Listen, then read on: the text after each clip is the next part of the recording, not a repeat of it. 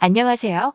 오늘은 코튼 상원 의원의 새로운 법안이 중공을 더욱더 고립시킬 것인가 라는 소식입니다.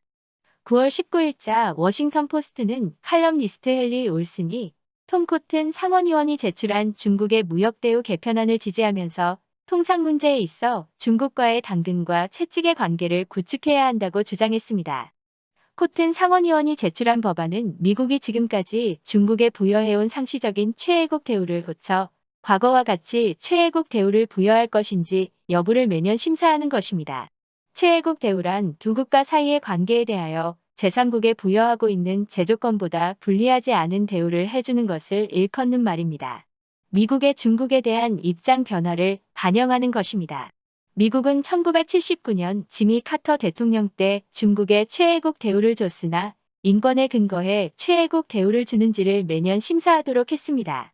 그 후 경제계가 중국과의 경제관계 확대를 강력히 희망한 적도 있고 미국 정부는 한편으로 중국의 WTO 가입을 추진하면서 동시에 최애국 대우의 연차심사 폐지에 노력해 2000년 10월 당시 클린턴 대통령이 중국이 미국과 정상적인 무역관계를 맺도록 허용하는 법안에 서명해 최애국 대우의 연차심사가 폐지되었습니다.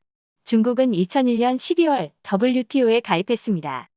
그 배경에는 중국을 세계 경제에 편입시키는 것이 중국의 개혁을 추진시켜 나아가서는 인권 문제의 해결로도 연결된다는 기대가 있었습니다.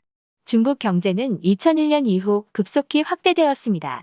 중국의 GDP는 2001년에 1.3조 달러로 세계의 4%였으나 2017년에는 12조 달러로 9배 증가해 세계 GDP의 15%를 차지하게 되었습니다.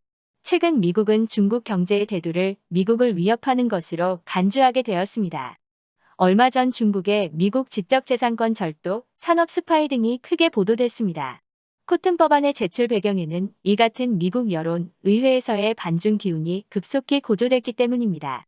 코튼 법안은 대통령이 매년 중국의 인권, 노예노동, 산업 스파이, 지적 소유권 절취 등을 점검해 이를 바탕으로 중국의 무역 지위를 정하도록 하고 있습니다.